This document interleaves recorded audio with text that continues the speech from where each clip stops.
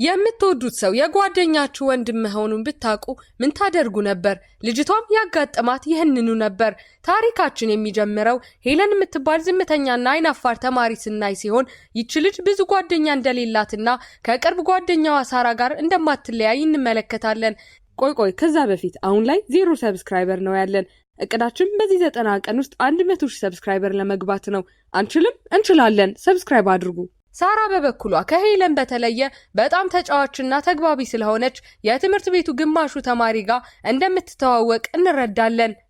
ሄለን ደግሞ ሄለን አይናፋር ከመሆኗ የተነሳ ሰላምታ ለመስጠት እንኳን ስለምትንቀጠቀጥ በህይወቷ ወንድ የሚባል ፍጥረት ቀና ብላ አይታጣቅም። እንደዚህ አይነት ፈሪ ሰዎች ግን ሱቅ ሄደው እንዴት ነው ዕቃ የሚገዙት? ለማንኛውም የሄለን ትርፍ ጊዜዋን በሙሉ ሸበላ ወንድ ያለባቸውን የፍቅር መጽሐፍት በማንበብ የምታሳልፍ ሲሆን አንድ ቀን ልክ የምታነበው መጽሐፍ ላይ እንዳለ ሸበላ ወንድ እንደምታገባ ስታስብ የውሸት ደስታ ይሰማታል። መብላቷን ሳታቅ እጇን ታጠበች ይላል ሀበሻ ይሄን ሲያይ። ለማንኛውም ነገር ግን ህልሟ እውን ሆኖ ቀን በምሳ ሰዓት ላይ ሳራ አንቺ ልጅ ትናንት የላክሽልኝ መልእክት እውነት ነው ብላ ስትጠይቃት በዚህ ጊዜ ሄለን ትናንት ስላየችው ሸበላ ወንድ ማውራት ትጀምራለች። ከቤቷ አቅራቢያ ባለ ሊፍት ውስጥ ከአንድ ሸበላ ወንድ ጋር እንደተገናኘች ተናግራ ውበቱ ከምታነባቸው የፍቅር መጽሐፎች የወጣ እንደሚመስል ለጓደኛዋ ሳራ ትነግራታለች። ሄለን አውርታ ከጨረሰች በኋላ ሳራ ትስቅብኛለች ብላ ብታስብም ሳራ ግን በታሪኳ ተመስጣ ዝም ብላ ታዳምጣታለች። ስልክ ቁጥሩ ተቀብላ እንደሆነ ሳራ ስትጠይቃት ሄለን አፈርትልና በጣም ፈርቼ ስለነበር አይደለም ስልኩን ልጠይቅ ሰላም እንኳን አላልኩትም ትላታለች። በዚህ ጊዜ ሳራ ጓደኛዋ ፈሪ መሆኗን አስታውሳ ቆይ ግን አንቺ ልጅ ምንድነው ሰውን እንደ ጥይት የምትፈሪው ብላ ትጠይቃታለች። ከዛ ወንድ ጋር በድጋሚ ከተገናኘች ደፍራ ስልኩን እንድትጠይቅ ትመክራትና ሊኮራባት ከሞከረ ላሽ እንድትለው ትነግራታለች። እነሱ እንዲህ እየተመካከሩ ሳለ ዳኒ የሚባል የሄለን የልጅነት ጓደኛ ይመጣና ሰላም ሲላት ሄለን ሰላምታ ትመልስና ከሳራ ጋር ታስተዋውቀዋለች። የዳኒን ፊት ስታይ ልቧ የደነገጠው ሳራ ከዳኒ የአይን ፍቅር እንደያዛት እንረዳለን። ትምህርት ሲያልቅ ሄለን እቃዋን ለማስቀመጥ ወደ ሎከር ትሄድና ሊፍት ውስጥ ያየችውን ልጅ በድጋሚ ትምህርት ቤት ውስጥ ትመለከተዋለች።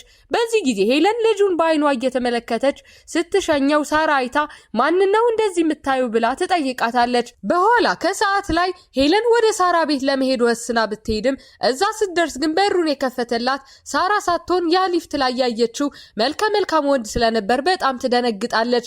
በዚህ ጊዜ ሄለን ሸበላ ወንድ የሳራ ፍቅረኛ ስለመሰላት የምትለው ነገር ጠፍቷት በሩ ላይ ደርቃ ትቀራለች። ከዚያም ሳራ መታ ሸበላ ወንድ መንታ ወንድሟ እንደሆነና ሪያን እንደሚባል ለሄለን ነግራ ታስተዋውቃታለች። ሪያን ከነሱ ጋር አንድ ትምህርት ቤት እንደሚማርና በጣም ጎበዝ ተማሪ እንደሆነም የተረዳችው ሄለን ሪያንን በፍቅር አይን አፍጥጣ ስታይ የተመለከተችው ሳራ ከወንድሟ ፍቅር እንደያዛት ይገባታል። በዚህ ጊዜ ሳራ ጓደኛዋን ለመርዳት ብላ ሪያንን ትጠራውና የሄለንን አሳይመንት እንዲሰራላት ነግራ ብቻቸውን ትታቸው ትሄዳለች። እንደ ሳራ አይነት ጓደኛ ግን ያብዛላችሁ አቡ። ለማንኛውም ሳራ መንገድ ላይ ከዳኒ ጋር ስትገናኝ እንመለከትና ትዕይንቱ ወደ ሄለንና ሪያን ተቀይሮ ሪያን ጎበዝ ተማሪ ብቻ ሳይሆን በውበቱ ምክንያት በጣም ተወዳጅ ስለሆነ የፍቅር ደብዳቤ በየጊዜው እንደሚደርሰው ሄለን ትረዳለች። በዚህ ጊዜ ሪያን ደብዳቤውን ሲያይ የተሰላቸ መስሎ አቦ እነዚህ ሴቶች ደግሞ አልፈልግም ሲባሉ አይገባቸውም እንዴ ብሎ ይናገራል። በዚህ ጊዜ ሄለን እሷም ፍቅሯን ከገለጸችለት የሚሰድባት ስለመሰላት ለአሁኑ ዝምታን ለመምረጥ ተወስናለች። ከዚያም ትዕይንቱ ወደ ሳራና ዳኒ ተቀይሮ በመጫወቻ ሜዳ ላይ ሆነው ሳለ ስለ ጓደኝነታቸው እያወሩ እንመለከትና ዳኒ ሳራን እንዴት ነው ግን ከሄለን ጋር የተገናኛችሁት ብሎ ሲጠይቃት ሳራ ታሪኩን ትነግረዋለች። አንድ ቀን የሆነ ቦታ ለመሄድ ቦርሳዋንና ስልኳን ረስታ የወጣችው ሳራ ሄለንን ባታቃትም ብር ስትጠይቃት ሄለን ምንም ሳታመነታ የነበራትን ገንዘብ በሙሉ እንደሰጠቻት ትነግረዋለች። በዚህ ጊዜ ሄለን በጣም ጥሩ ጓደኛ ነች ስትል የሰማው ዳኒ አንቺም እኮ ጥሩ ጓደኛ ነሽ ይላትና የሳራን ልብ በደስታ ይሞላዋል። ወደ ሄለንና ሪያን ስንመለስ ሄለን አሁንም የአሳይመንቱ ጥያቄ ስላልገባት በሀፍረት መሬት ስታይ ሪያን አይቶ ምንም ያክል ከባድ ቢሆንም እንኳ ተስፋ ሳትቆርጥ ለመረዳት መሞከር እንዳለባት ነግሮ ያበረታታታል። ልክ ይሄን እያለ ሳለ በድንገት የሪያን እናት የክፍሉን በር በርግዳ ትገባና ከሪያን ጋር የነበረችው ሳራ ሳትሆን ሄለን መሆኗን ስታውቅ እናትየው ያፈረች ትመስላለች። እረ ማዘር ምን እያረጉ ሊይዟቸው ፈልገው ነው?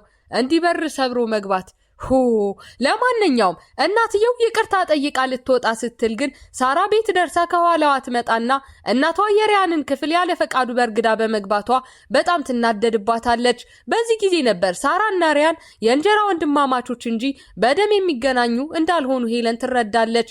የሳራ እናት የሪያንን አባት ከማግባቷ በፊት ሳራና ሪያን የሚዋደዱ እንደነበር የተረዳችው ሄለን ፍቅሯን ለሪያን ላለመንገር ሌላ ምክንያት ታገኛለች። ሄለን ወደ ቤቷ ስትመለስ ከሳራ ስለዋሸውሽ ይቅርታ የሚል መልእክት ይደርሳትና የሆነውን ነገር ስታስታውስ ሪያን እናቱ ጋር ሲጨቃጨቅ ሳራ ትክክለኛ እህቱ እንዳልሆነች ለማንም እንዳትናገሪ ብሎ የለመናትን ትዝ ይላታል።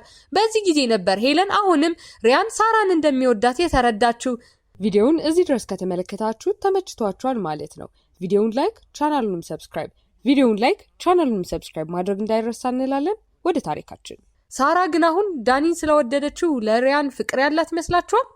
ለማንኛውም በሚቀጥለው ቀን ሄለን ሎከር ክፍል ውስጥ ሳለች ሪያን ትላንት ስለተፈጠረው ነገር ይቅርታ ሊላት ቢመጣም አሁንም ፊቱን ቀና ብሎ ማየት እንደምትፈራ ሪያን ሲመለከት ኮንፊደንስ እንዲኖራት ያበረታታታል። ትዕይንቱ ሲቀየር ሪያን ከዳኒ ጋር ሊፍት ውስጥ ይገናኝና ዳኒ ስለ ሪያን ከሳራ ሰምቶ ስለነበር ወዲያውን ይግባባሉ። ሁለቱም ፊልም ስለሚወዱ ዳኒ ሪያንን ቤቱ ይወስደውና የሰበሰበውን የፊልም ካሴት ሲያሳየው ሪያን በጣም ይደሰታል። ዳኒ ስለ ወንድሙ ሲያወራ ከቤተሰቦቹ ጋር ባለመስማማቱ ከቤት እንደወጣ ይነግረውና እንደሱና ሳራ መንታ እንደነበሩ ያስረዳዋል። በዚህ ጊዜ ሪያን የሳራ መንታ ወንድም እንዳልሆነና ወላጆቻቸው ስለተጋቡ ብቻ ከድሮ ጀምሮ የሚወዳትን ልጅ ለመተው እንደተገደደ ይነግረዋል። ከዚያም ትዕይንቱ ወደ ሳራ ይቀየርና ሪያን ልብሱን ሲቀይር በድንገት አይታው ትደነግጣለች። በዚህ ጊዜ እናታቸው ትመጣና የተፈጠረውን ነገር ስታይ ሁለቱ ድጋሚ በፍቅር እንዳይወድቁ የተቻላትን ሁሉ እንደምታደርግ እንረዳለን። ከዚያም ሳራ ትንሽ ለመዝናናት ወደ አንድ ሱፐርማርኬት ስትሄድ ከዳኒ ጋር ትገናኝና የቤተሰቧን ችግር በሙሉ ለምትወደው ልጅ ትነግረዋለች። ከችግሮቿ ብዛት እንዳዘነች የተረዳው ዳኒ እንድትፍታታ ብሎ የከተማዋ ሙሉ ገጽታ ወደሚታይበት ቦታ ይወስዳታል። እንደዚህ አይነት ውብ ቦታ ይኖራል ብላ ያላሰበችው ሳራ በከተማዋ መብራቶች ውበት ትደነቃለች። ዳኒም ችግሮችሽን ከሩቅ ሆነሽ ስትመለከቻቸው ይቀላሉ ብሎ ምክር ሲሰጣት ሳራ በብስለቱ ይበልጥ ትማረካለች።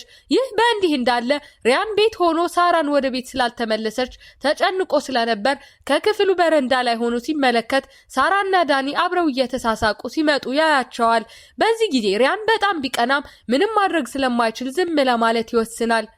በሌላ በኩል ሄለን ለሪያን ያላትን የፍቅር ስሜት ለማቆም ስትታገል እንመለከትና በሚቀጥለው ቀን ትምህርት ቤት ላይ ሪያንና ሄለን ስለ ትምህርት እያወሩ ሳለ የሪያን አፍቃሪ ሴቶች መጥተው ይከቧቸዋል። ከትምህርት በኋላ ከባድ ዝናብ ሲዘንብ ሪያን ሄለንን ከዝናቡ ለመከለል እጇን ይዛትና ወደ አንድ ዋሻ ውስጥ ይሮጣል። በዋሻው ውስጥም ሪያን ስለ ህይወቱ ማውራት ይጀምርና አባቱ የሳራን እናት ሊያገባ መሆኑን ከሰማበት ቀን ጀምሮ ዝናብ እንደሚጠላ ይነግራታል። ከዚያም ርዕሱን ቀይሮ ሄለንን ለምንድነው ለምትወጂው ሰው ስሜትሽን የማትገልጪው ግን ብሎ ይጠይቃታል። ዋናው ነገር ስሜትሽን ተናግረሽ ከተገላገልሽ በኋላ የሚሰማሽ የእፎይታ ስሜት እንጂ እሱ ወደደሽ አልወደደሽ አይደለም ብሎ ይመክራታል።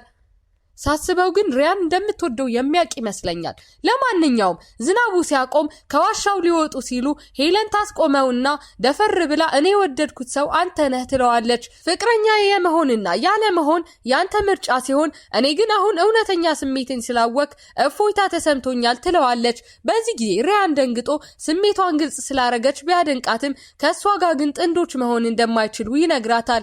ከዚያም ሄለን ወደ ሳራ ትሄድና የሆነውን ሁሉ እያለቀሰች ትነግራታለች።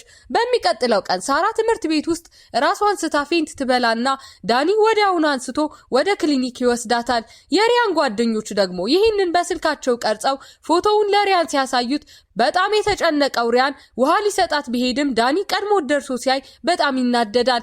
ወደ ትምህርት ቤት እየተመለሱ ሳለ ሳራ ከዳኒ ጋር ወደምትገናኝበት ሱፐርማርኬት ልትሄድ ስትል ሪያን ቤታችን እኮ በዛ አቅጣጫ አይደለም ብሎ ያስቆማታል። በመንገድ ላይ ሪያን በቅናት ዳኒን አታስቸግሪው ሲላት ሳራ ተገርማ ምነው እሱ ስለኔ የሆነ ነገር አለህ እንዴ ስትለው ሪያን ርዕሱን ቀይሮ ስለ እንጀራ ወንድምና እህትነታቸው መጨቃጨቅ ይጀምራሉ። ከጭቅጭቁ በኋላ ሪያን ጥሏት ቢሄድ ስትሄድም መኪና ከኋላዋ እየመጣ እንደሆነ ሲያይ እጇን ጎትቶ ያድናታል። በዚህ ጊዜ ሳራ ልታመሰግነው ዞር ስትል በድንገት የእንጀራ ወንድሟ የሆነው ሪያን ከንፈሯን ይስማታል። ልክ ሲሳሳሙ አንድ ብስክሌት ሲወድቅ ይሰሙና የሆነ ሰው እያያቸው እንደነበር ይረዳሉ። ሳራ በድርጊቱ በጣም ተናዳ ከቤተሰቧ ጋር ተጨማሪ ችግር መፍጠር ስላልፈለገች ከቦታው ትሸሻለች። ሪያን ትምህርት ቤት ሁላ እየተከታተለ ይቅርታ ቢላትም ሳራ ልትሰማው ፈቃደኛ ስላልነበረች ለሄለን የሆነውን ሁሉ ይነግራታል። እሱና ሳራ እንዴት እንደተዋወቁ ከጥንት ጀምሮ ታሪኩን ሲናገር መለስተኛ ደረጃ ትምህርት ቤት ላይ ሳሉ ሳራ አዲስ ተማሪ ሆና ስትመጣ ለመጀመሪያ ጊዜ እንዳያትና ከዛን ጊዜ ጀምሮ እንደወደዳት ያወራላታል። ከዚያም ፓርክ ውስጥ እንዲገናኙ ተቀጣጥረው እሷም እንደምትወደው ከነገረችው በኋላ ከአባቱ ጥሪ ደርሰውና ምግብ ቤት እንዲመጣ ይነግረዋል። ነገር ግን ምግብ ቤቱ ጋር ሲደርስ ሚስት የሌለው አባቱ ሊያገባ ያሰበው ሴት የሳራ እናት መሆኗን ያቀና የሚወዳትን ልጅ ለዘላለም ያጣታል። አቤት ጠማማ እድል ግን ትጠላለህ። ልክ ፍቅራቸውን ሊጀምሩ ሲሉ እጣፈንታ ወንድምና እህት ያደርጋቸዋል። ለማንኛውም ከዚያ ቀን ጀምሮ ሳራ ስሜቷን በሆዷ ይዛ ስትኖር ሪያንም አዲሱ ቤተሰባቸውን ላለማፍረስ ጥሩ ወንድም ለመሆን ሲጥር ቆይቷል። ትዕይንቱ ወደ ሳራ ሲቀየር ከእናቷ ጋር ምግብ እየሰራች እናይና ሪያን ወደ ቤት ሲመጣ ይቅርታ ጠይቆ ጥሩ ታናሽ ወንድም ለመሆን እንደሚሞክር ቃል ይገባላታል። በሚቀጥለው ቀን ሄለን የተፈጠረውን ነገር ከሰማች በኋላ ሳራን ይቅርታ እንዲጠይቃት መክራው ስለነበር ሪያን ምክሯን መተግበሩን ተናግሮ ያመሰግናታል። ከእህቱ ጋር መታረቁን ያወቀችው ሄለን ደስ ይላትና ትዕይንቱ ተቀይሮ ሳራ ከዳኒ ጋር ደስ የሚል ጊዜ እያሳለፈች ሳለ እንመለከታለን። ዳኒ ቤት ሲደርስ ታላቅ ወንድሙ የፊልም ካሴቶችን ሊወስድበት እንደመጣ ያይና ወንድሙ ያለ ምንም ምክንያት የዩኒቨርሲቲ ትምህርቱን ማቋረጡን ሲነግረው በጣም ያዝናል። ከዚያም ታሪኩ ወደ የበጋ ፌስቲቫል ጊዜ ተቀይሮ አራቱም አብረው ሲሄዱ እንመለከታለን። በፌስቲቫሉ ላይ ዳኒ በጨዋታ ያሸነፈውን አሻንጉሊት ለሳራ ሲሰጣት ሳራ ለሱ ያላት ፍቅር እየጨመረ ይመጣል። ይህ በእንዲህ እንዳለ አቤል የሚባል ልጅ ሄለንን ብቻዋን አግኝቶ ሲያዋራት እንመለከታለን። ከዚያም ፌስቲቫሉ በጣም ሰፊ ስለሆነ ሳራ ትጠፋና ዳኒና ሪያን እሷን ፍለጋ ይወጣሉ። በዚህ ጊዜ ሄለን ከአቤል ጋር እያወራች ሪያን ሲያይ ስለቀና ከሄለን ጋር ፍቅር እንደያዘው ይገባዋል። ጀለስ ግን መጀመሪያ ላይ ጠብራ ሄለን ሌላ ሰው ጋር ስትሄድ መቅናት ይጀምራል። ለማንኛውም ሳራ ደግሞ ዳኒ ተጨንቆ ሲፈልጋት ስታይ እንደሚወዳት በማሰብ ወዲያውኑ ፍቅረኛዋ እንዲሆን ትጠይቀዋለች። ግን በዚህ ጊዜ ዳኒ የሳራ ፍቅረኛ መሆን ያልፈለገበት ምክንያት ስለማይወዳት ሳይሆን እሷና ሪያን ሲሳሳሙ ያየው ብስክሌተኛ እሱ ስለነበር እንደሆነ እንረዳለን። ዳኒ የሚወደውን ፊልም በካሴት ሊሰጣት ፈልጎ እንደነበር ብናይም የእንጀራ ወንድሟ ጋር መሳሳሟን ካየ በኋላ ግን ሀሳቡን እንደቀየረ እንረዳለን። ይህ በእንዲህ እንዳለ ሪያን ሄለንን አይቶ ወደ እሷ ሊሄድ ሲል አቤል ጋር ስትገናኝ ስላየ ሀሳቡን ይቀይራል። በተመሳሳይ ሰዓት ሳራ ወደ ዳኒ ፎቶ እያነሳ ሳለ ትሄድና እሷንም ፎቶ እንዲያነሳት ትጠይቀዋለች። በዚህ ጊዜ ዳኒ ሳራን ፎቶ ሲያነሳ ለምን ከዚህ በፊት እንደወደዳት ያስታውስና ስህተቷን ይቅር ለማለት ይወስናል። በቀጣዩ ትዕይንት ትምህርት ቤቱ የሴሚስተር መጨረሻ ድግስ ሲደግስ አቤል ሄለንን ወደ አንድ ቦታ ይዟት ሲሄድ እንመለከታለን። በተመሳሳይ ሰዓት ሳራ ከድሮ ፍቅረኛዋ ጋር ትገናኝና እንደ ድሮ አብራው እንድትሆን ሲጠይቃት አሁን ፍቅረኛ እንዳላት ትነግረዋለች። ከዚያም ሄለን ከሳራ ጋር ተገናኝታ የሪያን ፍቅር አሁንም ስላልተዋት የአቤልን የፍቅር ጥያቄ ውድቅ እንዳደረገች ትነግራታለች። በዚህ ጊዜ ሲያፈላልጋት ወደ ነበረው ሪያን ሄለን ሄዳ በእውኑ እንደምትወደው ደግማ ትነግረዋለች። ሪያንም ስሜቱን መደበቅ ሰልችቶት ከእሷ ጋር ግንኙነት መጀመር እንደሚፈልግ ሲነግራት አንድ ላይ ቀጠሮ ለመውጣት ይወስናሉ።